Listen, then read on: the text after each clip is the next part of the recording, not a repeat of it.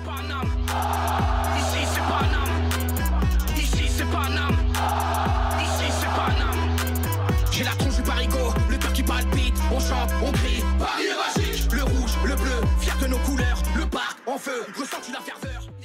Yo, salutations mes humains, c'est OP, j'espère que vous allez bien et bienvenue sur ma chaîne. Bon week-end à toutes et à tous, bon week-end à toi, bon week-end à moi, bon week-end à nous. Voilà, comme ça c'est dit, hein. Bon week-end, point barre.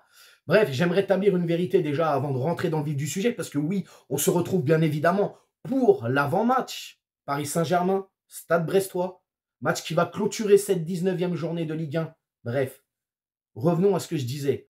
On va rétablir une vérité. Donc, il y a des comptes, depuis quelques jours, et notamment hier, des gros comptes, surtout sur Twitter, à plus de 80 000 followers, estampillés PSG, spécialistes Paris Saint-Germain, grosse pastille bleue, qui te disent que demain soir, pour la réception de Brest, la tribune Auteuil est à huis clos et fermée. C'est complètement faux, c'est une fake news. Elle est juste partiellement fermée, la tribune. Ce ne sont que les groupes qui ont été sanctionnés, donc elle reste ouverte. Faut arrêter de mentir aux gens. Ou alors, renseignez-vous. Enfin, c'est grave quand même. Les mecs sont censés être des spécialistes du Paris Saint-Germain et des infos qui concernent le PSG, mais arrivent quand même à te donner des infos erronées et te font des mensonges. Ah, le clic. Oh là là là là, c'est grave. Bref, on s'abonne à la chaîne si ce n'est toujours pas fait. La petite clochette à côté, on clique dessus pour les notifications, le référencement. On met son plus beau pouce bleu et on lâche son petit commentaire. On ne change pas une équipe qui gagne, les gars. Hein. Comme d'habitude, on parle des statistiques de ces deux équipes. On parle aussi de notre adversaire Brest pour finir avec nos Parisiens. Et on commence tout de suite avec les stats. Demain soir, pour clôturer cette 19e journée de Ligue 1, nos Parisiens reçoivent le Stade Brestois à la maison au Parc des Princes. Coup d'envoi à 20h45 et c'est retransmis sur Amazon Prime Video. Au classement général de cette Ligue 1, le Paris Saint-Germain est toujours premier avec 43 points. Le Stade Brestois, qui fait quand même un très bon début de saison, sont troisième avec 34 points. Sur les 3 derniers matchs en Ligue 1, chacune de leur côté pour ces deux équipes, le PSG, c'est 1 nul et 2 victoires d'affilée. Quant au Stade Brestois, c'est 3 victoires d'affilée. Sur les 10 dernières confrontations, les 10 derniers face-à-face, entre le Paris Saint-Germain et le Stade Brestois, toutes compétitions confondues, c'est 10 victoires parisiennes et 10 défaites brestoises. Il n'y a pas grand-chose à dire là, les gars. Bref, maintenant, nous allons nous intéresser à notre adversaire, Brest. Très très bon début de saison pour nos amis brestois, notamment emmenés par un coach Éric Roy qui fait un excellent travail depuis un petit moment avec cette équipe bretonne, faut le dire. Brest est une équipe joueuse avec un style de jeu basé sur son milieu. Je m'explique. Pour moi, le rôle clé de cette équipe, c'est le milieu de terrain et notamment le rôle de numéro 6. Si tu arrives à court-circuiter le milieu brestois, tu as quasiment fait plus de la moitié du boulot déjà dans le match. Après, c'est selon moi, dans les analyses que j'ai pu faire par rapport au jeu qu'il propose sur le terrain. C'est lui qui donne le rythme. Donc vraiment, si tu arrives à le sevrer de ballon, c'est quasi, voilà, c'est quasi joué et je pense qu'à la fin, tu remportes les 3 points. En tout cas, on voit aussi que dès qu'ils arrivent à battre le pressing adverse, tout de suite, grande projection vers l'avant, ça va chercher les attaquants.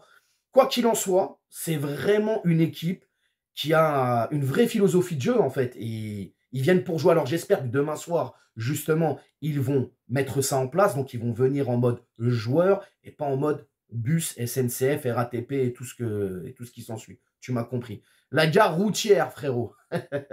Non mais voilà, vraie philosophie, schéma tactique, classique, un 4-3-3, voilà, 4-3-3 à plat. Des joueurs envers lesquels il faudra se méfier. Alors Doumbia, mais forcément Doumbia n'est pas là puisqu'il est avec le Mali, il est qualifié pour les 8e. Donc lui qui est déjà 5 buts, toutes compétitions confondues, si je ne dis pas de bêtises. Et il y a aussi Del Castillo. Par contre, lui, normalement, il sera là demain soir. Donc voilà, c'est vraiment le joueur envers lequel il faudra faire un petit peu attention, puisque beaucoup de ballons passent par lui. Hein. Il est aussi très polyvalent dans son jeu, il peut jouer au milieu, ailier, etc. Donc faire très attention à lui. Voilà, en tout cas, demain soir, pour un peu terminer là-dessus, je veux une équipe brestoise joueuse. Je veux qu'ils viennent jouer au Parc des Princes et pas nous regarder ou essayer de jouer le nul ou limiter la casse. Voilà, tout ce que je souhaite. Bref, nous allons passer maintenant à nos Parisiens. Alors on l'a vu, Paris monte en puissance, ça devient sérieux maintenant. Deuxième partie de saison, on blague plus. On est focus. On a des objectifs à atteindre.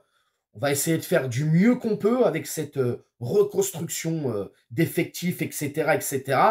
Va falloir quand même être très vigilant demain soir, les gars, pour ne pas être puni et surtout être ferme d'entrée. C'est-à-dire tout de suite se mettre à l'abri. Quand je dis à l'abri, je me comprends. Si tu peux en claquer 4 en première mi-temps, tu les mets. Hein, on ne ronronne pas, on ne fait pas des gris-gris, des machins et tout. On joue, on met des buts et on est surtout très performant, les gars. C'est vraiment, vraiment très important. Je m'attends quand même à une très belle opposition. Je l'espère que Brest, comme je te l'ai dit quand j'ai parlé d'eux, ne vont pas venir faire la gare routière. Ils vont quand même jouer leur jeu comme ils le jouent depuis le début de saison. Ce serait quand même très plaisant pour nous, hein, les supporters, soit brestois ou parisiens, bien évidemment. Je veux du sérieux, je veux de la rigueur, messieurs. Donc, on respecte l'adversaire et respecter l'adversaire, c'est le... Voilà, tout simplement. Pour le 11 de départ, les gars, Donnarumma dans les cages, bien évidemment. Marquinhos, Danilo, la charnière centrale. Alors, c'est un 11 de départ probable, hein, selon moi, si j'étais coach du PSG. Ah là là, si j'étais coach. Bon, revenons à ce que je disais. Marquinhos, Danilo pour la charnière centrale.